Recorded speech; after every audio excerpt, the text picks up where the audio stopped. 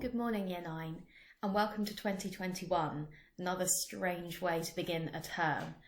So I'm going to try and upload as many of these videos as I can to help you through the work that I'll be setting you during this lockdown. So our title for today is Brexit, because why not start with something cheery for the new year? I'd like you to make sure that you lay out your presentation as beautifully as you do when you're in class. And on the left-hand side, I hope it's left for you, who knows, you will see what we're going to be doing today and how long each task is going to take. This just gives you a quick breakdown so that you know exactly what to expect for this lesson. So the first thing we're going to do is dirt for your assessments that you did before the Christmas holiday. So you're going to have access to Teams to do this. If you can't access your Teams, please email me and Ms. Gillard as soon as possible, and we'll make sure that it gets organised so that you can access the work. Then we're going to do a bit of reading on Brexit, then there'll be some tasks, and finally a bit of punctuation, so all that knowledge is kept fresh in our brains. You'll also see I've put cats on the screen. This is to trick you into thinking this lesson might be fun. It's not, but you do get pictures of cats, so you can be pleased about that. Okay, so cast your mind back 2.5 weeks ago to before Christmas. You answered the following question based on the Crucible. It was, how is the relationship between John and Elizabeth presented in Act 2? So what you're going to need to do is log into Teams and find your assessment. Again, if you're struggling to access it, email us straight away. Then I need you to write down the targets that I've put in the feedback box, and then I need you to write down your marks. They may not mean much for now, but it's going to be really useful when it comes to improving your work. So just in case you're wondering, AO stands for Assessment Objective. So AO1 is your quality of argument and the way you use quotes, your knowledge of the text. AO2 is your analysis and your reference to the writer's methods. And AO3 is your understanding of the context. So that's what each mark is for. So you need to write out what you got for each one and your total score. And this is just to keep a record in your exercise books.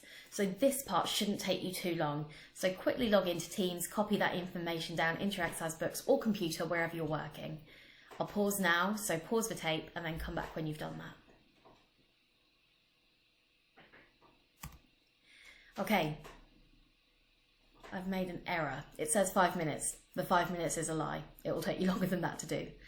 So, how is the relationship between John and Elizabeth presented in Act 2?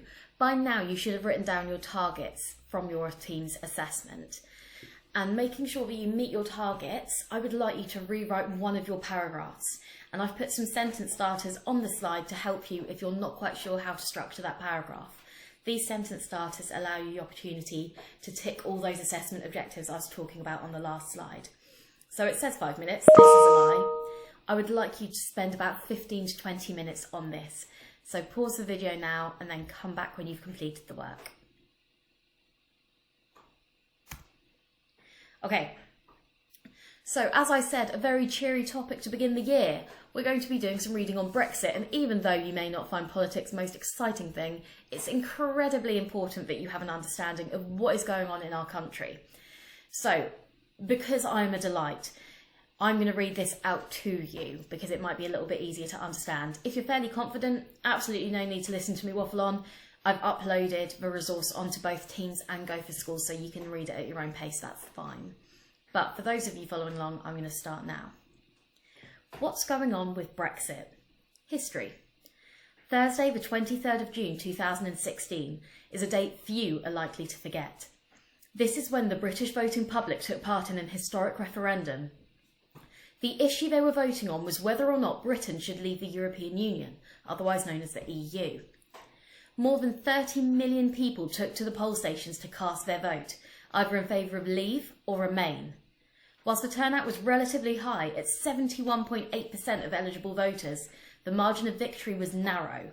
The winning side was Leave with 51.9% of the vote. The concept of Britain leaving the EU was given the name Brexit, a cunning mix of the words British and exit.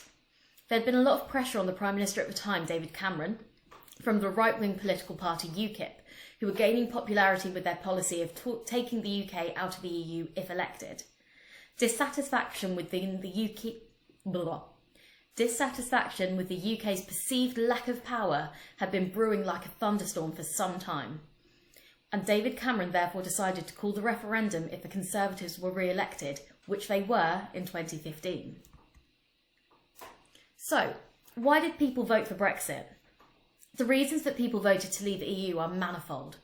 Some popularly cited reasons include taking back control of the UK from Brussels, making it harder for people from other countries to immigrate to the UK, to remove power from unelected bureaucrats, and to register their protest at the government. Some people thought that being out of the EU would be better for the UK's economy in the long term. Why did people vote against Brexit?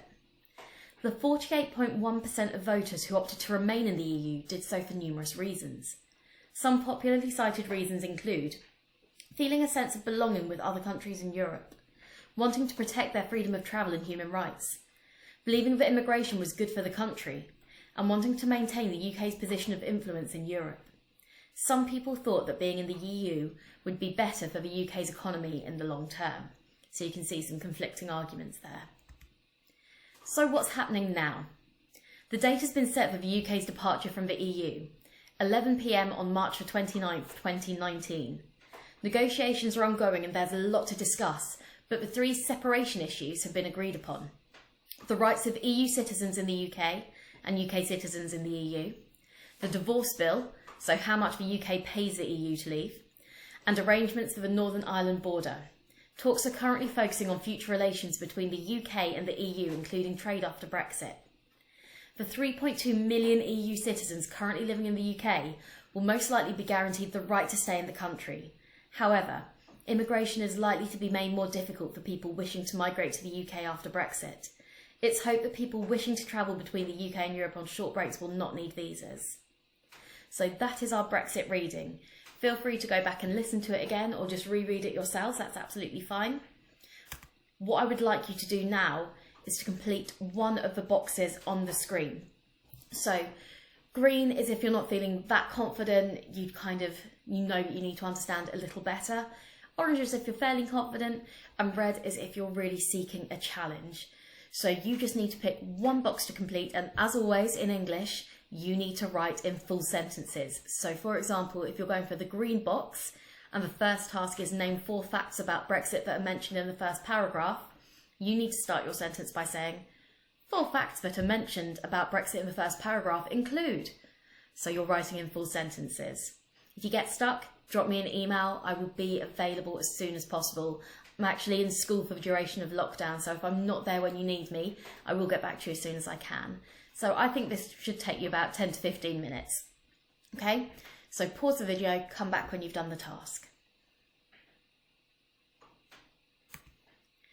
Okay, our final task for today, which I am imagining would take us about 15 minutes, is the Punctuation Plenary, entitled Are You Terrified?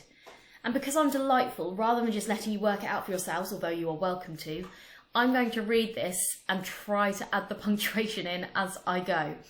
So I've said 15 minutes because some of you might have to copy this out if you don't have access to Word or whatever it is the youths are using.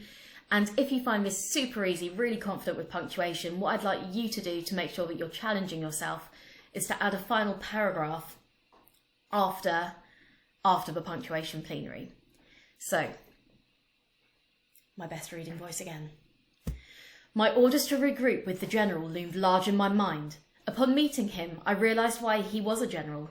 His tall, broad, bear-like stature, his shoulders strong enough to build a house upon, his blazing eyes which betrayed the horrors he'd witnessed, his face stiff, desensitised to fear, his hair orderly and precise, and finally, the scar which etched a deep ridge down the length of his rugged face, joining the sunken socket of his eye to his mouth, as though drawn with a navigational instrument plotting the route between targets on a map. Murky, melancholic sky. Black clouds towards us like inescapable omens of death. Everything about this wasteland reminds us of our mortality. Spitfires roar and dive, cutting through every cloud, slicing them in half. Their freedom seems in stark contrast to the oppression we feel, until they fall gracefully in slow motion to their death, or rather the occupant's death. But you mustn't think of that. No good will come of it. The heavens opened, unleashing shards of rain and burning spears of light, as if God, if such a thing exists, is mocking our every move. Are you terrified? Be terrified. So your final task is to punctuate this passage. If you have access to a printer, you can either print out the passage, I've uploaded it on Go and Teams, or you can copy and paste it, do it as a Word document. Alternatively, you can do it the old school way and just copy it out and add in the punctuation. Either way, it's an excellent habit for you to get into. So pause it here, and then I think there's just one last slide after this. Okay, final slide. For this task, I know it's day one, but so that I can check how you're getting on, if I need to help you anymore, if you're struggling with what to do, what I would like is for you to submit your work from today onto the assignment section of Teams. So what I would like images of, or documents of if you're working online, is your assessment dirt work. That's super important because it takes me forever to mark, so I need to know that you're engaging with my feedback. The Brexit tasks, and finally the punctuation tasks. So those are the three things that I need you to upload as your work for today. I won't be asking you to upload for every single lesson, but I figure as a starting point, it just makes sure that I know that you're all kind of receiving my emails, receiving the work on Go for Schools. Okay, so as always, email me if you have any issues, and hopefully we'll soon get back to some sort of normality. Take care.